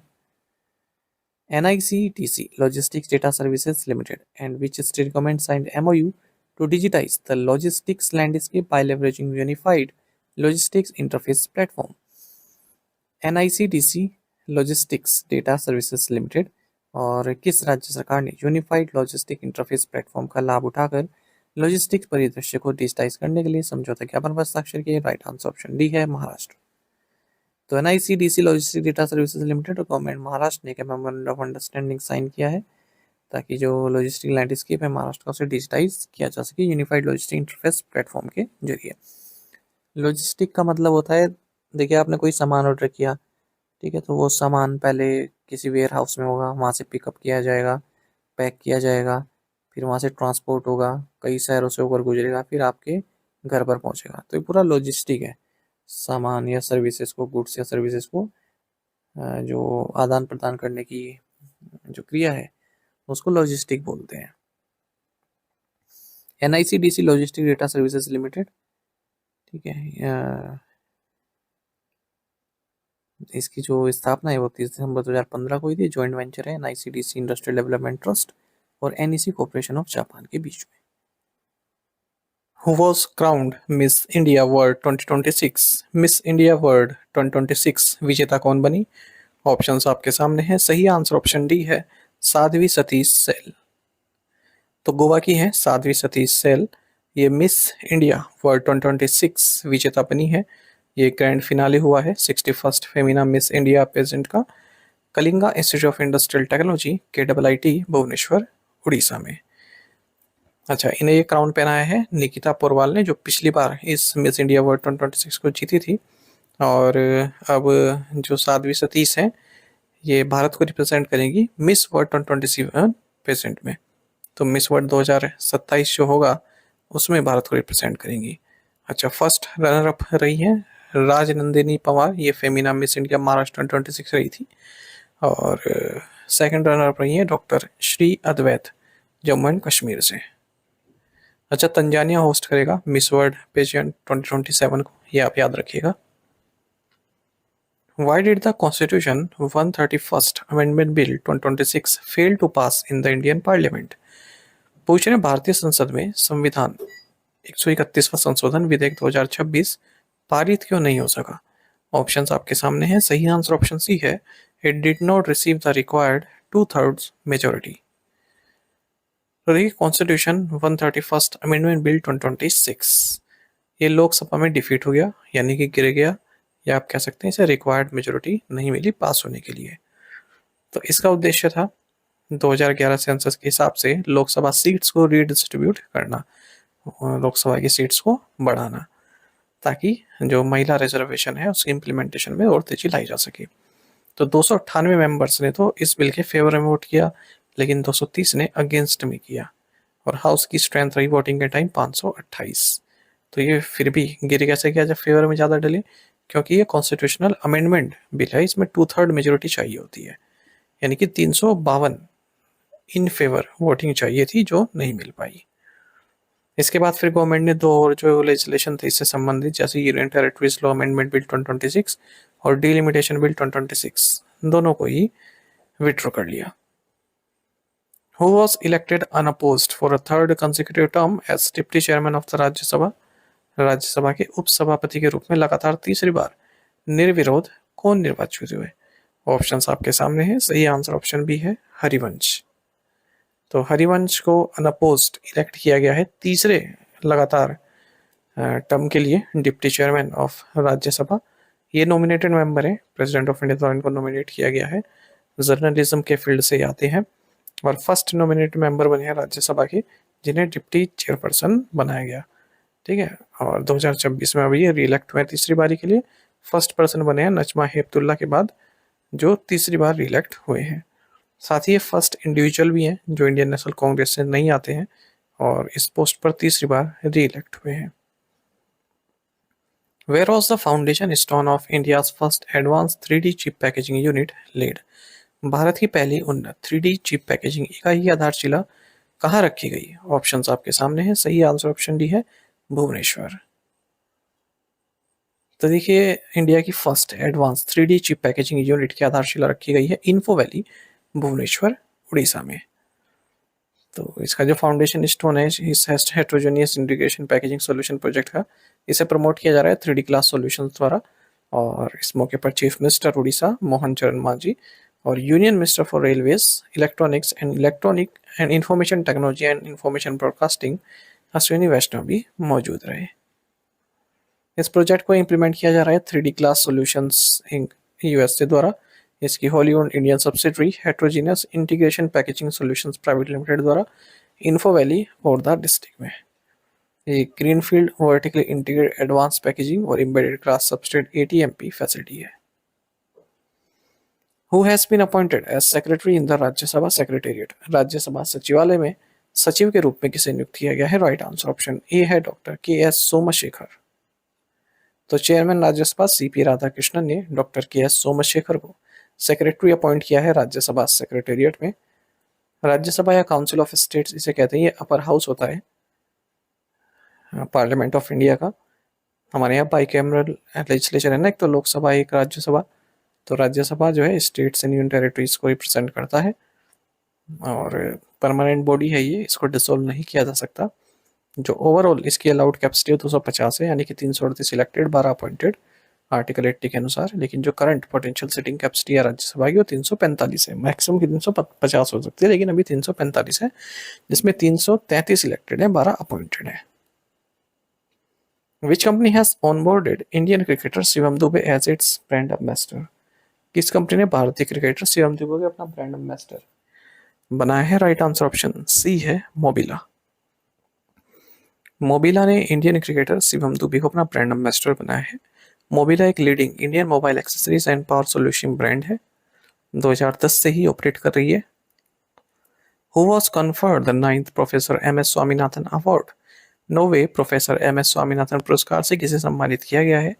ऑप्शंस आपके सामने हैं। सही आंसर ऑप्शन बी है doctor C H Srinivas Rao. तो doctor C H Srinivasa Rao जो कि डायरेक्टर हैं, वाइस चांसलर हैं Indian agriculture research institute IRAI में, इन्हें 9th professor M S Swaminathan award से सम्मानित किया गया है। ये जो अवार्ड है इस इंस्टीट्यूट किया गया है रिटायर्ड ICAR एम्प्लॉइज एसोसिएशन और नुजीवीडू सीड्स लिमिटेड के द्वारा। जो भी एग्रीकल्चर साइंटिस्ट हैं उन्हें सम्मानित किया जाता है। और ये अवार्ड इस बार जो प्रोफेसर स्वामीनाथन है इनकी बर्थ सेंटेनरी के मौके पर दिया गया। डॉक्टर राव आप सभी को जानना चाहिए जिन्हें अवार्ड मिला है एग्रीकल्चर के क्षेत्र में, क्लाइमेट रेजिलिएंट एग्रीकल्चर के क्षेत्र में इन्होंने काफ़ी अच्छा कार्य किया है। Who became the first Indian girl to win a gold medal at the European Girls Mathematical Olympiad EGMO? European girls mathematical olympiad में स्वर्ण पदक जीतने वाली पहली भारतीय लड़की कौन बनी है? ऑप्शंस आपके सामने हैं। सही आंसर ऑप्शन ए है श्रेया शांतनु मुंददा। तो देखिए इंडियन टीम ने आउटस्टैंडिंग परफॉर्मेंस दी है 15th European girls mathematical olympiad 2026 में, जो कि बोर्डियक्स फ्रांस में हुआ है। तो मैथमेटिक्स से संबंधित ये एक कंपटीशन रहा। 4 मेंबर इंडियन कंटिजेंट इसमें पार्टिसिपेट लिया। 4 लोगों का दल था। एक गोल्ड जीता, एक सिल्वर और एक ब्रोंज मेडल जीता है। पहली बार भारत ने गोल्ड जीता है इस कंटेस्टेंट में, जिसका नाम रहा यूरोपियन गर्ल्स मैथमेटिकल ओलंपियाड।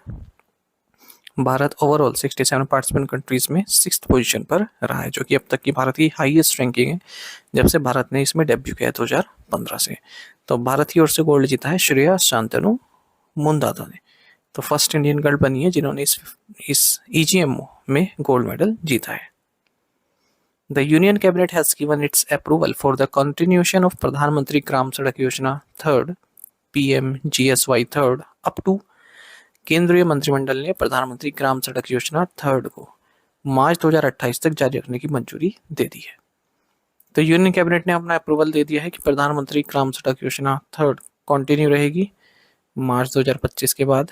कब तक? मार्च 2028 तक। और जो इसका रिवाइज्ड बजट है वो 83,970 करोड़ रुपए होने वाला है।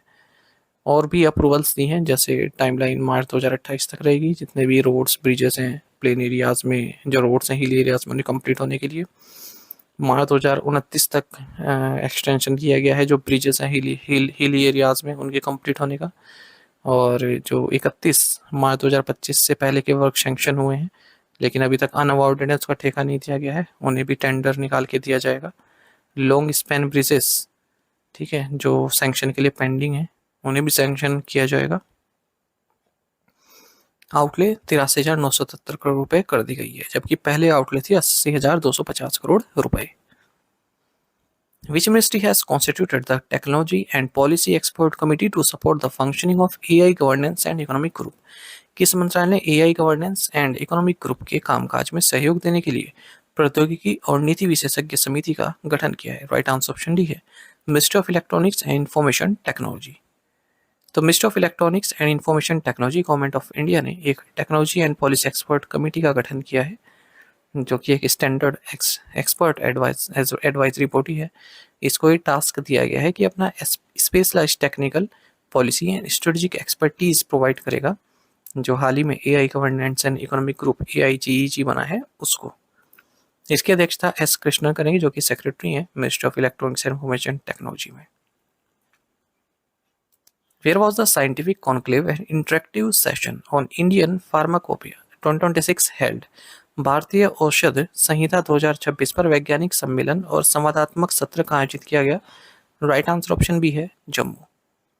तो इंडियन फार्माकोपिया कमीशन ने council of scientific and industrial research के साथ मिलकर एक साइंटिफिक कॉन्क्लेव और इंटरेक्टिव सेशन आयोजित किया है इंडियन फार्माकोपिया 2026 पर। कहाँ? CSIR Indian institute of integrative medicine Jammu में। जो भी एक्सपर्ट्स हैं रेगुलेटरी बॉडीज से, एकेडमिया से, फार्मास्यूटिकल सेक्टर से, सभी ने यहाँ पर पार्टिसिपेट किया है। में जो मेडिसिन है उसकी अच्छी क्वालिटी बने रही, सेफ्टी कैसे एफिकेसी बढ़ सकती है, उस बारे में यहाँ पर चर्चा हुई है। The revised dearness allowance rate for central government employees has been increased to 60%. केंद्र सरकार के कर्मचारियों के लिए संशोधित महंगाई भत्ता की दर बढ़ाकर 60% कर दी गई है। तो देखिए जो यूनियन कैबिनेट है इसने डियरनेस अलाउंस में बढ़ोतरी कर दी है 2% की, जो एग्जिस्टिंग रेट है 58% उससे 2% और बढ़ा दिया है। ठीक है, और इससे जो खर्च आने वाला है सरकार का वो 6,751.24 करोड़ पर एनम का आने वाला है, और 50.46 लाख सेंट्रल गवर्नमेंट एम्प्लॉय और 68.27 लाख पेंशनर इससे प्रभावित जो है लाभान्वित होंगे। तो 2% का बढ़ाने के बाद जो डीए और डीआर है वो 58% से बढ़कर 60% हो चुका है। बाकी कोई प्रॉब्लम हो तो हमारा कस्टमर केयर नंबर है 8448169188, इस पर आप कॉल कर सकते हैं या फिर व्हाट्सएप भी कर सकते हैं। टेलीग्राम पर ज्वाइन करना ना भूलिएगा, करंट अफेयर्स फंडा नाम से हमारा टेलीग्राम चैनल है। यहाँ पर हम रेगुलर वीडियो अपडेट्स और करंट क्विजेस आप सभी के लिए डालते रहते हैं। साथ ही डिस्कशन ग्रुप में आप किसी भी क्वेश्चन का सोल्यूशन पा सकते हैं। यहाँ पर क्विज वगैरह भी आते हैं, कई तरह की इन्फॉर्मेशन आपके साथ शेयर की जाती है, उसे आप देख सकते हैं। तो करंट अफेयर्स फंडा नाम है हमारे इस टेलीग्राम चैनल का। Thank you guys.